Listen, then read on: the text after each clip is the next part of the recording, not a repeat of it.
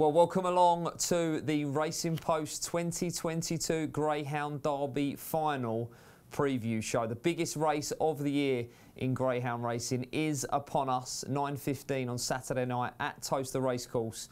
Live on Racing Post Greyhound TV if you can't be there. 192 into a final six. It is the biggest race. There's £175,000 up for grabs, and hopefully we're going to steer you onto the winner, and maybe a winner or two on the supporting card as well. We're in very good company. Open race correspondent of the Racing Post, Tony Bullen, joins me here in the studio, and here we are again, Tony, the big one. It was wide open when there was 192. It was wide open when there was 96. It was wide open when there was 48. It was wide open when there was 24. It was wide open when there was 12, and it's still up for grabs at the final day. Yeah, absolutely. The field, of course, is halved. Each week, 5 weeks ago, we began with 196, so we're now down to 6. And responsible for 1/3 of that 6 is top Irish trainer Paul Hennessy. And I'm absolutely delighted to say that Paul's son Kevin is joining us on Skype as well. He's fully branded up as well because he, of course, works for Ball Sports. But how are you, Kevin? And, of course, how are the dogs? Yeah, look, I'm doing very well. Dave, as are the rest of us at home, and look, the two dogs are bouncing. I nearly wish the Derby was on today, to be honest. I was out there last night, and they've never been better. So, fingers crossed they get to Saturday night in Towcester in the same form, and if they do, I'm sure they'll give a good account of themselves. Yeah, and talk to me just about the English Derby and your family, Kevin. Your dad, of course, a top trainer, one of a very, very select few trainers to have trained an English Derby winner, Irish and Scottish. Your mum and your sister have been coming over week after week, and it's some shift and stint, one that you've done yourself in the past. Yeah, I've done it on a couple of occasions, but look, everyone, I suppose, gives you the credit when you come out the right side of it, but like, there's more than just us that do that journey every year. I remember probably over 10 years ago now when I started doing those trips down to Wimbledon, and all the same faces that are doing them now, we're still doing it. Like, you have Peter Cronin who'd been over with me loads of times, and the likes of Fraser Black, and God be good to him, Seamus Graham, and loads of us, and it was brilliant crack, and there was a real sense of I suppose a togetherness about us all, because we were getting pretty much the same boats and travelling down the same way and representing your country. So look, there's nothing really quite like it when you're setting off a day or two before, and you have to cross the sea and put in the effort. But thankfully we were able to win it on 2 occasions, which made it all worthwhile, and we came close on a couple of occasions as well. But look, we're going to give it our best shot again this Saturday. Yeah, and your two, we'll obviously touch on each one individually in more depth as we go on, but two real experienced warriors, and they've thrived on their racing around Towcester. Yeah, they have. I was very confident Priceless Jet would. He's a dog who's the ultimate competition greyhound, and we had him there last year. He broke the clock doing 29:11. And people were unsure as to how good or how true of a clock that was. They thought the record might be lowered significantly when he did that, but I know it was lowered by Rab's dog Warzo and Tom, but not so massively. And he ran the track a dream, and then unfortunately Lenson Bocco took a tumble in, I think it was the 2nd round, and as a result Corky had nowhere to go, and that knocked him out. So he didn't get a real crack at it last year. We felt as though he was as good this year as he was last year. He reached the Easter Cup final, and everything was going according to plan. We downed tools and freshened him up, and you're seeing the results now. And Hello Hammond, I think it was, I'll hold my hand up on him last year. He was a dog who was a little bit frustrating at the time, and I was quite adamant. I thought he wanted to be outside. Dad still felt he should be inside. I finally got my way, and we got a wide seat on him in the Derby, and Sod's Law, being a wide seed in that race on that night, cost him his qualification place. He was very unfortunate to go out, so he too had something to prove this year, and thankfully he's been able to do it. Well, great stuff. Well, we're absolutely delighted that you're able to join us and provide us with a little bit of insight and info on 2 of the Derby finals. Let's have a look at some betting then, shall we? Because it's a very, very open competition and final and race. This one, of course, last year, Patrick Janssens, his Thorn Falcon, thwarted a 3rd consecutive Irish trained winner. There's 4 of them in the final this year, Tony. Just Mickys, Barrett, and of course HAVANA Bow representing the UK. They've got a strong hand in the £175,000 decided this year, haven't they? Yeah, well, the Irish was always send over a very strong team. I think this year it is possibly the year that the Irish do win the Derby at Towcester. But it's still an intriguing race. You've got a bit of everything. You've got a bit of early, you've got a bit of pace, all-round pace. Hello Hammond, he's a dog. I mean, I wouldn't want to be laying any fancy price a dog like Hello Hammond, because it's never over until you've crossed the line with that type of dog. He can quicken at a vital stage of a race, and if he's on the premises at the third bend, you're looking over your shoulder whoever you are. Yeah, absolutely. It's got the kind of feel about it that it could be 3-1 the field come the Oss. Very competitive, and I expect to see money. We'll see money for some of the outsiders. Right, let's have a look at how they got to the final then. Last week's semi-finals will bring in the two of those. Romeo Magico won the first semi-final in a 29.06 in the blue jacket. Mickys, Barrett in trap 4, finishing second. And keep your eyes on HAVANA Bow. Hits the rail at the first turn, finds trouble everywhere, but still manages to qualify from trap 1. But a very professional performance from trap 2 here, Tony. Yeah, there was a lot going on at the boxes. As the hare was on the move, you could see, I think 1 was causing the traps to sort of just slightly move slightly, and 2 reset himself 3 times. But look, he was very unlucky in the Easter Cup, in my opinion. I think he was coming to win the race at the third bend. He's got brute middle pace. He can match, put him level off the second bend with any dog, and he can go toe to toe the Magico dog. And if he gets it right at the start, he'll be difficult to beat. Yeah, and the heavens had opened at Towcester on Saturday, and up came the next semi-final. And Kildare 10 spots behind, 29.16. Kevin, talk us through this. Your two were in there. Priceless Jet, Hello Hammond. We knew they were both going to be doing their best work late on, and that's exactly what they did. Yeah, look, it was a great race. This dog of Peter's, Kildare, he's the real deal, isn't he? Like, he's went into the Kirby unraced, and they backed him like he was going to win it, and he looked a potential winner through the competition. And to go over to Towcester, it's phenomenal what he's doing, and it's a great training achievement. And for the comforts that own him, you'd be delighted. Look, Priceless Jet and Hello Hammond both didn't have clean runs here. Priceless Jet took off from the second bend, and he's only beaten a half a length. I think Corky can trap a little bit quicker than he did the other night, and I think he can get a clearer run too. So I think he's capable. I think he's more than capable if he gets the rub of the green. And like Tony said, with Hello Hammond, he's really trapping brilliantly. He trapped brilliantly in the 600 in Shelburne. He's carried that form across, and he's trapping great. He gets tapped for toe to the corner. There's no denying that. If he can hold a position down the back straight, none will be finishing as quick as him. But like, look, you're going to need luck. Everyone in the final is going to need luck. It's a great final. All 6 dogs are there on merit, and we're just lucky to have 2 of them. And of course, JT Jet, 2016, winning the last ever Derby at Wimbledon. Priceless Blake, 2019 at Nottingham. And my understanding is both dogs are staying on site. Lawrence Tuffin, a trainer based on site at Towcester. How much of an advantage is that, Kevin? Yeah, well, we travel over and back every week. They were home in the kennel by around 7 a.m. Sunday morning. We'll set off again on Thursday, and we'll land over and we'll stay in Lawrence's. It's unbelievable. Like, it's 20 yards to the way in. There's no travelling, and as we know in the weather conditions that sometimes we get during an English Derby, it can be quite tough. So they're in their kennels up until weigh-in time. They literally walk out and around the corner and they're in. So, and that's just the locality. But even more impressively is the people there. Lawrence, Arlene, Paul, every one of them. They've been so welcoming. Anything we need, they're all buying in. They're running for that kennel too. So we just hope to do them proud on Saturday night, and we're unbelievably grateful for all they've done for us throughout this year and last year.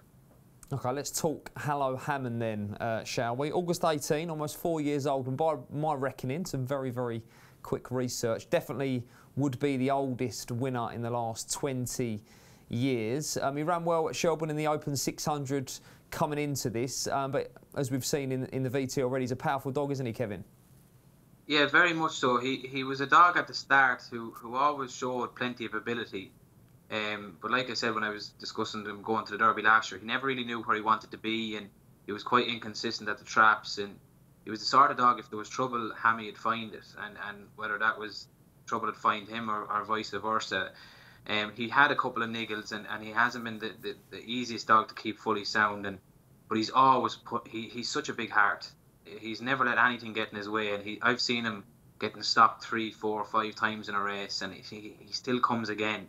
He's this unbelievable will to win and an unbelievable will to race, and no matter where he is in a race, he's going to try for you, and that's what you want in a derby. And it's 6 weeks. There's no way you're going to get 6 solos. It just doesn't happen unless you were Susie Sapphire in last year's Irish Derby. But generally, there's a night where things go wrong and go against you, and Hammond, he's able to put his head down and dig deep to qualify.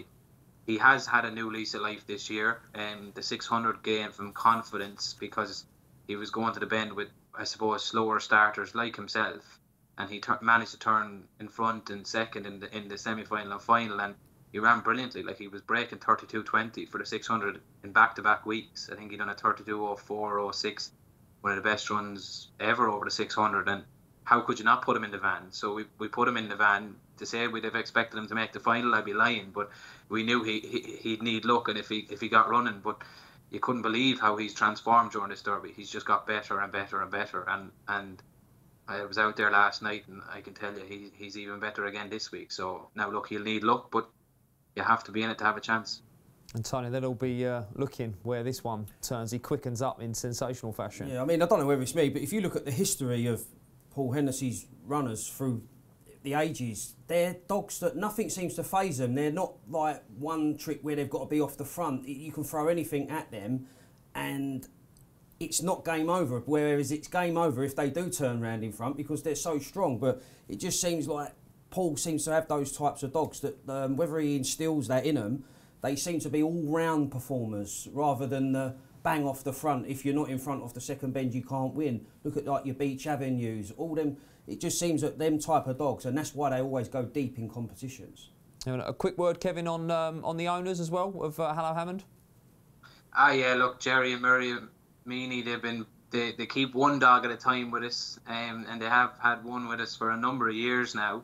And they were fierce lucky with a dog called Clara Haymack, who we had at home, who again was a homebred, and he brought great joy to them. They'd race in Kilkenny every Friday night, regardless of a runner or not, and they'd follow the dogs the length and breadth of the country.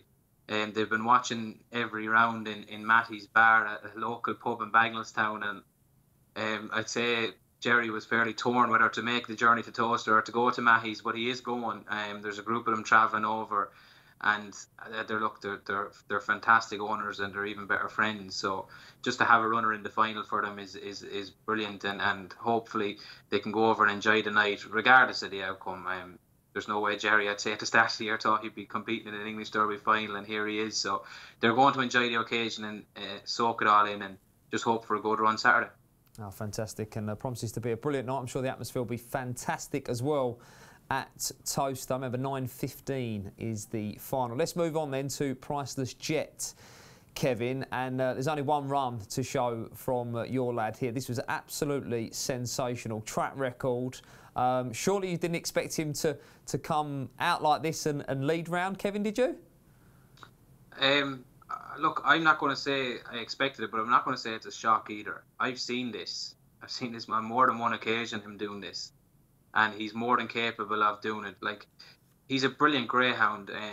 I'm mad about this dog. We bought him from Thomas O'Donovan in Tralee a couple of years ago, the unraced, and he went on and reached an Easter Cup semi-final. He's reached an Easter Cup final. He was fierce unlucky not to win a Champion Stakes when he was going to turn in near the front, and he got an awful lot of trouble. He was third in the Ledger last year. He was third in an Easter Cup this year, and then he comes out and busts the clock, and everyone is amazed. And he obviously won the Cork Cullen as well, and everyone is amazed and just can't understand where the run came from. But like, the dog's CV is there. He's been a brilliant servant. Broke the clock there last year. We've always said it, that he can be an inconsistent starter, but when he gets it right at the boxes, there's very few quicker than it, and that's always been the case with him. And when he gets it right, I hope he gets it right on Saturday night, and he can show his true running. But has that run always been in him? Of course it has. And again, like Hammond, he is just electric at home at the moment. He's busting. Like, we let him on the paddock last night, he must have done 5 or 6 laps around it. Like, I've been lucky enough to see the likes of JT, Jet, Priceless Blake, Tyre Kieran and Laurel All dogs make finals of English derbies. These are 2 4-year-old dogs, and I can honestly say I've never saw any of our dogs been fresher between the semi-final and final as these 2 are. So look, that's testament to the dogs, and it's obviously testament to the father, but we're in good shape going into it, and we just need a bit of luck, and as all do, but we're in good shape at the moment. Just talk to me about where you've been at with Priceless Jet. I mean, I don't. Everyone knew he was capable of a massive run, as you say. His CV is incredible, but his runs leading up to that track record breaking run, you know, I think I'd seen a dog or 2 of him sort of pass him on the run-in. Is it just a case of bringing the dog along? I think he'd gone quite a long time without winning before doing that track record run. And as you say, when he starts like that, it's lights out. Yeah, well, he ran in the Ledger in Limerick at the back end of last year. He made the final. Obviously, he hadn't won I don't think he won a round at the Ledger down there, but it's not easy to win from 6 in Limerick. You can ask any trainer over here. Not easy to win, especially in a classic.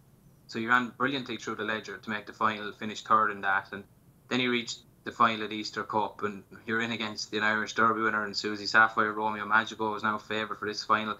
The likes of them in that race, and he made that final. So that was another 4 or 5 races, and he is 4, and there is no way you could go into any 6-round competition with a 4-year-old dog ready to win the opening round and expected to have anything left by the end of it, if you were lucky enough to keep your hat in the ring. So Brian and Dad both decided to just down tools after the Easter Cup, completely freshen him up. He didn't even get a trial. He might have got a gallop maybe the week before the first round, and you have to go in there and just treat the opening round as a trial. Now, look, you can end up with egg in your face, and we nearly did. He only snuck in by about half a length. They were all coming to pass him. He was last at the escape. But like, it was so clear as day that he clearly cramped in that race, and we were expecting that. And then in the second round, it was a similar enough that he tied up again, but he done 29.33, cramping. Like, he was coming forward. We were over the moon with him. Things didn't go right for him in the 3rd round, and then on the quarter final on about the Tuesday or Wednesday, Dad said to me, he's ready to go, and well, we saw what happened. Yeah, and Tony, just a prime example of just being a master of your craft, bringing the dog on and producing it at the right time. Exactly. I mean, dogs like him, when they come along, you embrace them, Dave. And he's a nice sized dog as well. I did notice that when he ran in the first round, he was 34.2, then was up a kilo, then up another 0.8, and then when he did the track record, he was 35.2. So he was spot on. As I say, condition-wise, you can have a dog that's 35, 36 kilos standing in front of you, but it's condition that matters, and he was obviously spot on when he did the clock, and he's got a good make-up out wide. He has got a good draw in 6. Right, let's have a look at the rest of the finalists then, shall we? We've touched on the 2 Hennessy powerhouses. Let's have a look at another one up on the inside, Savannah Bow for Diane Henry, and Mr Toaster himself, of course, the promoter there, Kevin Boothby. Now, this was a greyhound that you probably know. Kevin was trained by Graham Holland, known as Riverside Bow. Changed hands, but, you know, as well as your 2, this is a dog that's going to be coming from off the speed. Yeah, he done a real good run in Shelbourne over the 550, and then he was sold in the Greyhound Trader sales. But like, this lad's tough, and this lad's got great makeup. Like, if I take off my Hennessy hat for a second, and I think if I was connected to him, trap 1 is where I'd want to be. Now, I know people can say that it can be a tricky box to break from, but Hammond and JT Wexford, who we had earlier in the competition, he came out with trap 1 as, I think he done a 409 or a 410 out of it. So, and with Savannah Bow, he doesn't need to trap, but Kildare has moved off slightly at the corner on 1 or 2 occasions, not drastically, but he just took a middle line, and it could get messy in the middle, and like Savannah Bow drawn red, he sticks tight to that fence. If you're connected to him, I think it's the best trap that he could have possibly got. I'd say, with all due respect, he probably needs a bit of trouble in the race to win, but there's nothing to suggest to me that there can't be trouble in this final.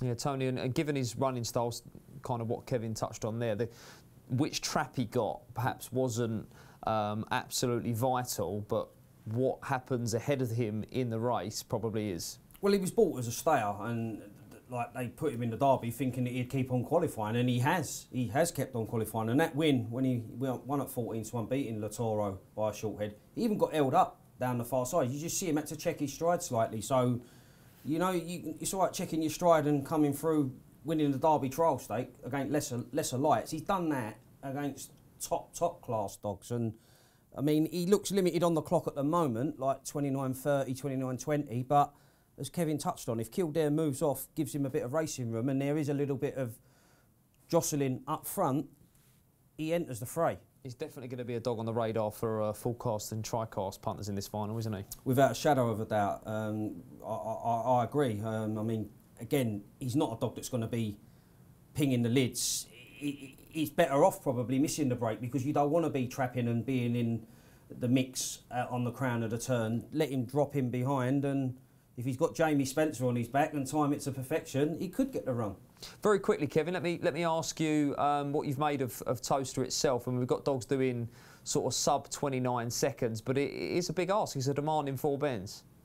Oh, it is, and it's a fair run, as all English tracks are. It's a fair run to the drop.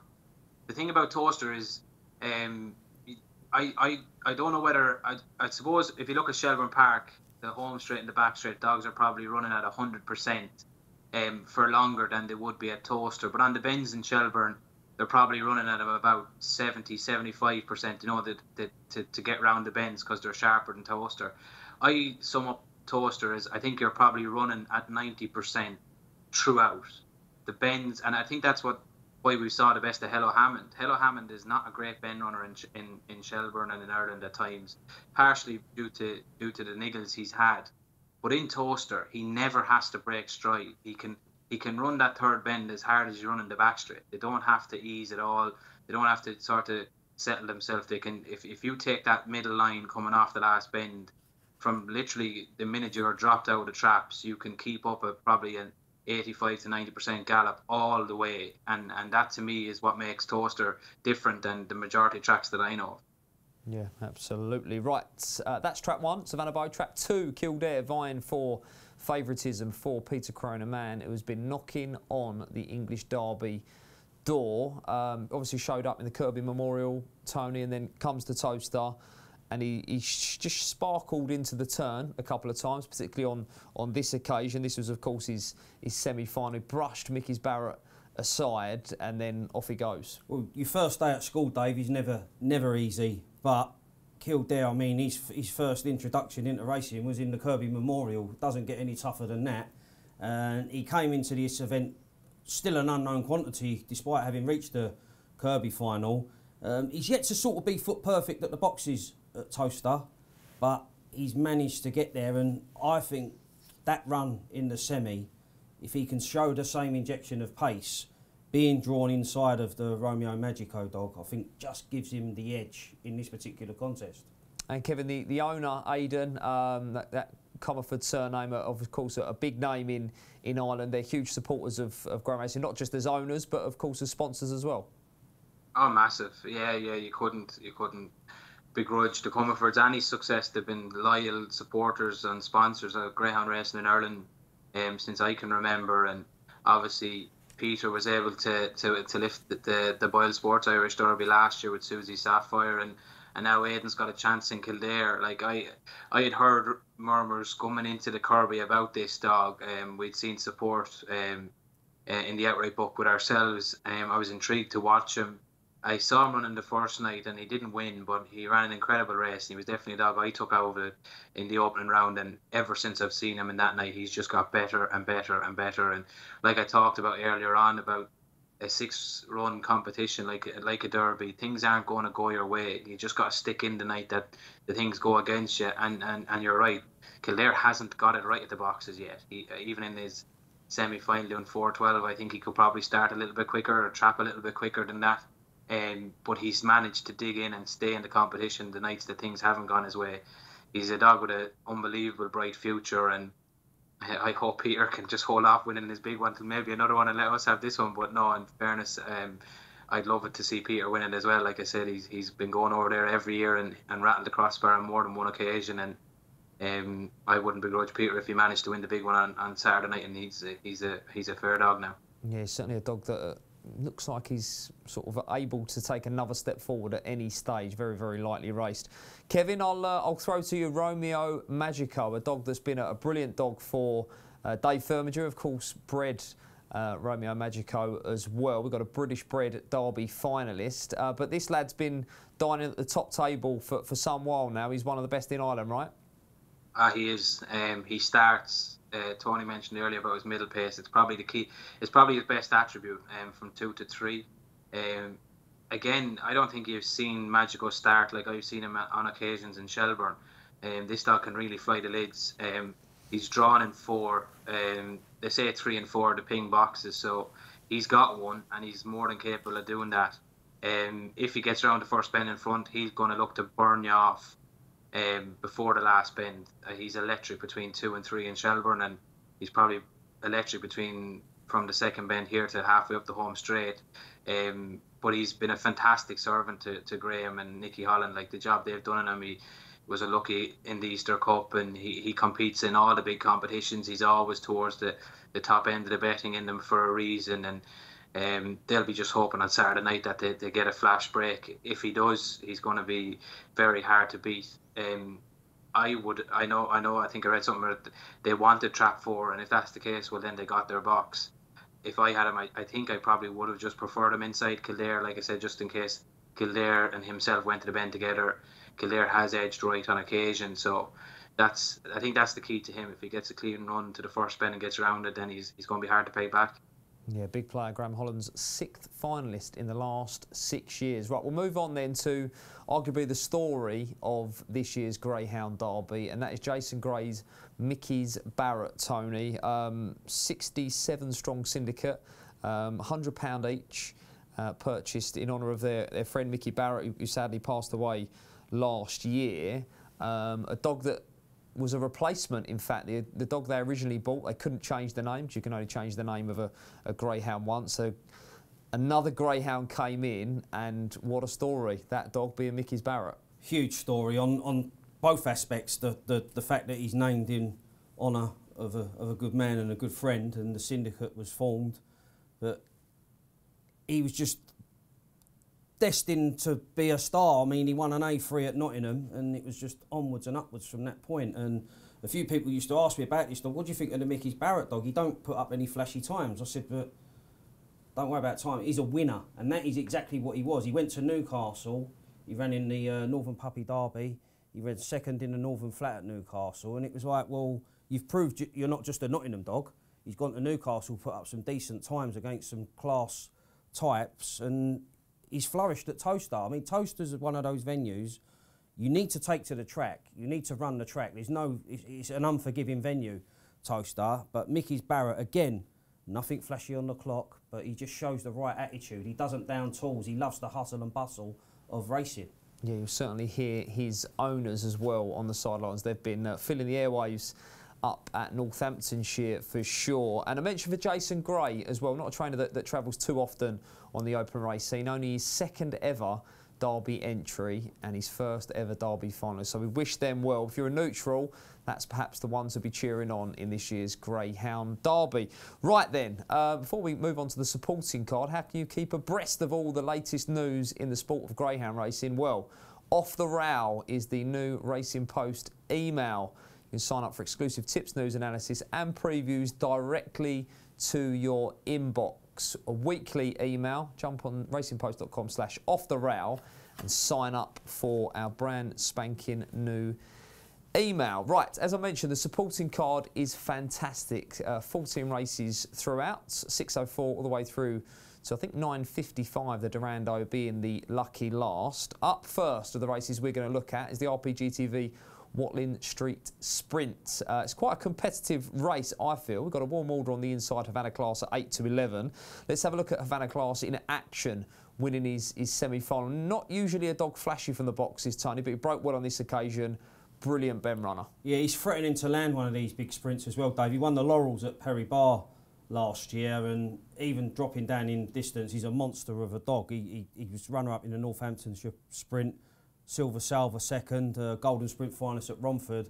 I think he's got his draw. He wants red. He's always makes a beeline for the rails, the dog, and he's a strong running sprinter. I know that sounds a bit silly, but because he's proven top class over 4 bends, he's got that speed, and once he's in front, it's going to take a very good dog to pass him. Yeah, and let's have a look at the other semi-final then, won by a new dog, Lockhill Flash, 1584, Not to See Gem in 2, Ballymac Slap Up in 3. What do you make of this one, Tony, a newcomer? It ran in a competition at Romford and was in front and was beaten at 5-2 on in the final. Ran a blinder at a big price at 20-1 in the first round, and again, real consistency at the boxes, and if you've got that, Dave, you've always got a shout. Absolutely. Havana class, 8-11 then-ish, 4-6 maybe in places. Won this competition last year, broke the track record when winning the final. Is he going to be for you, Tony? I think he's the one to beat, and he represents being a shade of odds on, in my opinion. Anything like a half-decent exit, I think he uses the rails, picks his racing line, and up the home straight, I think he asserts and puts a race to bed. Kevin, you've seen the semi-finals. We've got a view on that one? Yeah, look, you'd have to be impressed with the favourite now. Backing a dog at 8-11 in a sprint definitely wouldn't be for me, and that's not knocking the dog at all. I'd love to see Rab winning, a brilliant trainer in his own right, and Rab and Liz. Look, he's definitely in there with a favourite's chance. I'll be cheering on the 6 dog Freedom Whiskey, a son of JT Jet. I'm hoping it's a big night for Ted as a sire on Saturday night, but look, he'll probably need luck. He's a dog I saw in Ireland put up some nice runs in Thurles and different tracks. He's got plenty of ability, but he, like the 2 lads I have in the Derby, he's coming towards, I suppose, the end of his career, but he'll need luck, and I'm sure he'll be a decent enough price. He'll carry my €2. Yeah, I'm going to go with Blast Off Mason there, track 4 for Chambers Car. Went to the bend with Havana class in the semi-final, and I'm not sure Havana class is guaranteed to come away as well as he did in the semi-final. So perhaps a big price, might even get double figures about that one. Blast Off Mason. Right, let's move on then from sprinting to stayers. Now we're going to have a look at the Gain Nutrition Feed Challenge Cup final. Now we've got a warm order on the inside, Call Me Steve, Tony, but this is one hell of a race. It certainly is. I mean, Call Me Steve again. I'd rather be taking 10-11 Havana class than evens Call Me Steve, if that makes any sense. He's running out of his skin though, and I do think he's the one to beat. He got a lovely slot up the inside here. Barn Door appeared, and Call Me Steve said thank you very much. I mean, you got to remember this dog finished second in the Puppy Derby at Towcester last year behind the Make Noise dog of Seamus Cahill's. They ran him in the TV Trophy, and he clearly didn't stay, but horses for courses. He loves Towcester, and he's a monster around Towcester, and I do think he throws down a serious marker. Yeah, Call Me Steve in 1, Kishlon Shakira in 4, and Slapdash Tommy qualifying back in 3rd. You can see just giving best close home there in the white jacket. We'll move on then to the other semi-final, Belmore Sally, the Golden Jacket champion. She had a great draw out wide in that semi-final when she went from trap 6, took it up early enough for her because she's a strong runner over this trip. Bubbly Crystal in 1, Blueberry Bullet, who's been an incredible stayer for Connections in trap 3. They were your 3 qualifiers. Belmore Sally gets stripes again. It looks a good draw. Might we see this again, Tony? Got a good make-up potentially, Dave. Stole the show in the Golden Jacket, made all them miles worthwhile. Early morning set-offs at Crayford. It'd be probably unfair to say her form dipped because she went on to reach the Georgine St Ledger final, Kent St Ledger final, but she did just have a little bit of a blip, in my opinion, but this was a confidence-boosting win for sure. Are we saying she's back? Well, the time she's sort of equalled Call Me Steve's run, so yeah, it would be fair to say she's back. I mean, Kishlong, it shows you the strength in depth. Defending champ Kishlong Shakira is priced at 33-1 to defend the title. And who's going to be your pick in that I'm going to race? be with Call Me Steve. I think he'll get that inside line. It's the 3rd bend. The fact that he's got the middle gears, and I think it's the middle gears that he's showing that can really see him inject and inject the pace into the race. And then you are looking for the stayers, but I just think Call Me Steve at Towcester doesn't relent nowadays. OK, Kevin, well, what do you make of that 712 metres ahead of them? Yeah, I really like this one dog, Call Me Steve. I saw him in the Irish Derby last year. He was only a young dog. Graham Holland had him at the time, and he showed phenomenal pace behind some very, very good dogs for a young dog. He's since going to England, he stepped up in trip, which he always looked like he'd need. And yeah, I'd be all over him. I don't know what prices they are. I haven't seen the betting for these races, but if this lad is odds against, I'd be definitely with him. I know Tony was saying Kishla Shakira is 33-1. I'd stick her in a forecast or tricast. I've seen her in the couple of races in this competition. She hasn't trapped at all, like she can, in my opinion. She's doing slower splits to the bend than Call Me Stevers. The 16-second split is slower than Call Me Steve, and on all known form of I'd know between the two of them anyway, Kishlan Shakira should definitely be leading up Call Me Steve most nights, so I don't think she's got it right at the boxes. If she's 33-1, if you're doing combination tricasts and stuff, I'd have no problem sticking her in. She might need a lot of luck to win the final, but I'll go for 1 and 3 in the forecast or tricast.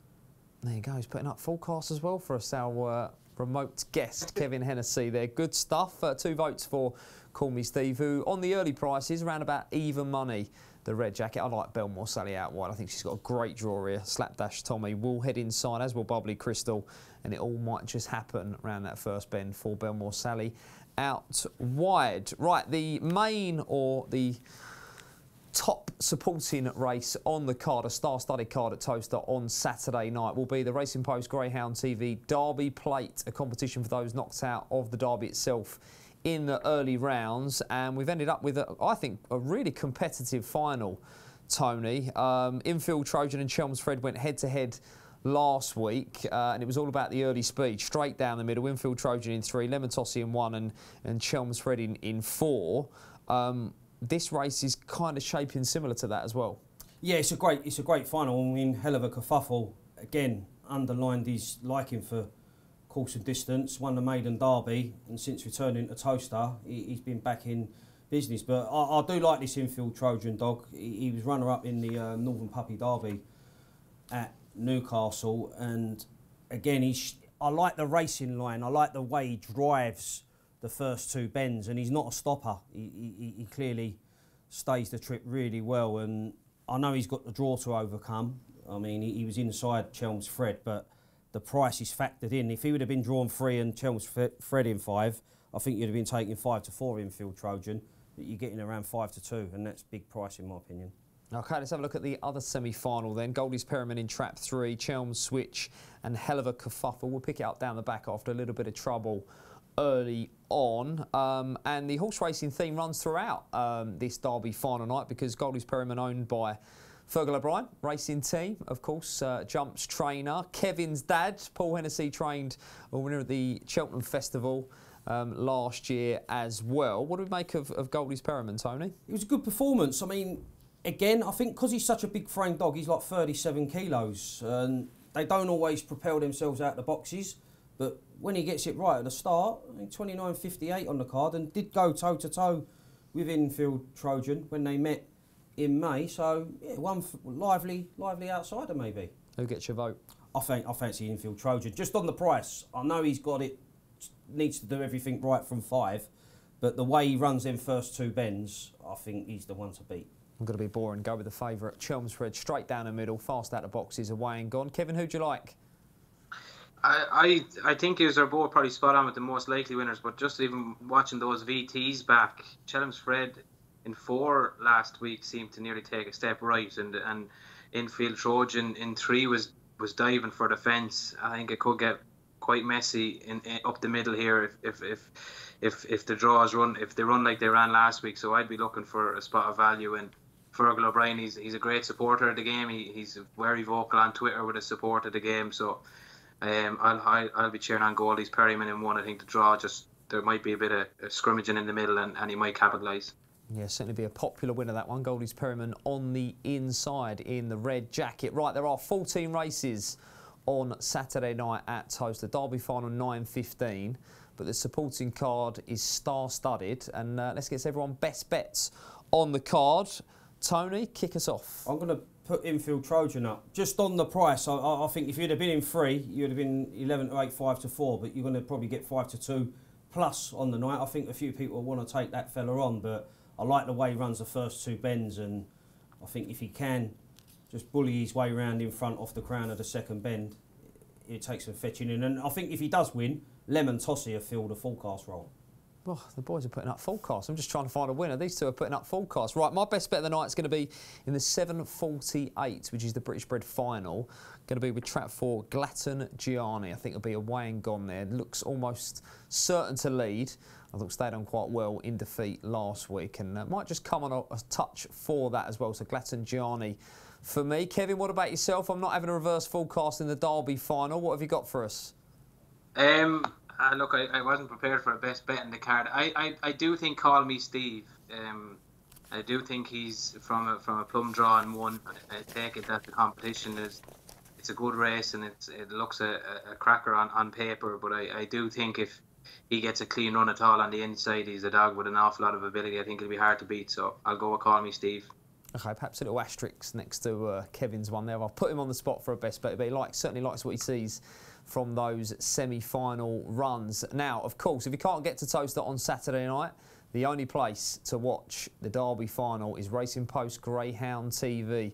Watch the biggest race of the year, £175,000 up for grabs. Slightly earlier start, the coverage, 5:30. There'll be members of staff on the track in the studio bringing you up close and personal to all the action. 5:30 start, remember the Derby final at 9:15 p.m. there, 9:15 p.m. So slightly earlier than traditional back in the Sky days, but 9:15 p.m. you'll be able to watch the Derby final. Let's get into it then. Let's get selections for the Derby final itself. It is a competitive race with Kildare and Romeo Magico heading the betting. How do you see it unfolding, Tony? I put Kildare up. I put 3 dogs up at the start. Latoro, Kildare and Amazingly Seb as a lively outsider. And I'm going to keep the faith, Dave. I was glad when the draw came out that he was drawn inside of Romeo Magico.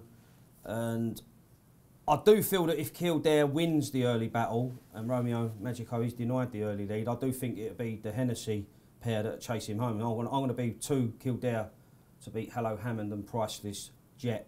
For me, that would be the finishing order. If Kildare can do what he done in that semi-final, I think he leads. His action tells me there's still more to come. You watch him, he's still sort of learning, which is frightening when you think that he's lining up in the Derby final.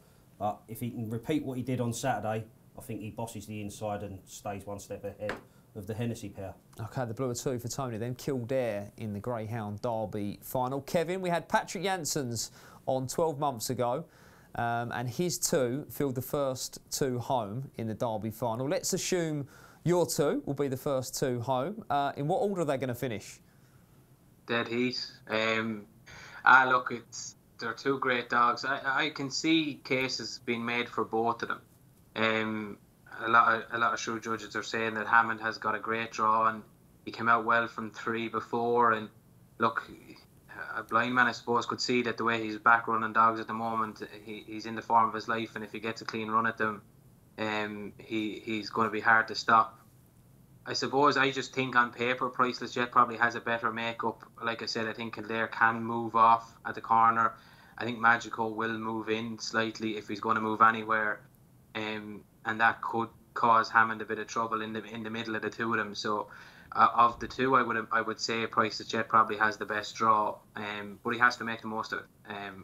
I'd just like to say I wish all the dogs in the final the very best of luck. Hopefully they all come home safe and sound. That goes for every dog running on the card, and we're just delighted to be in there. And if you have backed either of our 2, they'll give you a good run for their money. I hope they're in great form. Great stuff. Enjoy it, Kevin, of course, and all the family. Hopefully you can see many of you on Saturday night. My selection was going to be Romeo Magico, straight down the middle. Graham Holland chasing that Derby crown. I think a really, really good draw. It's the box they wanted. It's the box they got. Let's see if Graham can get him out those traps and make all the run. I thank Kevin for his time. I'm sure he's very, very busy. And the whole family are leading up to Saturday night. Thank you, Tony, as well, for your time and expertise again. I just hope Kevin's taught his sister to throw the lead up in the air as high as he did at Nottingham if they win it. There'll be no leads left. There'll be no leads there. Well, 2 big runners, of course, Hello Hammond and Priceless Jet in that Derby final. Remember, you can watch all the action live on Racing Post Greyhound TV. If you can't get to Towcester, Sky Channel 437, Freesat 250 and Freeview 264. And on the stream at sportystuff.tv. Good luck to everybody involved. It is the biggest race in the sport of greyhound racing. Breathe it in, enjoy it, and of course, remember to gamble responsibly. Thanks for watching.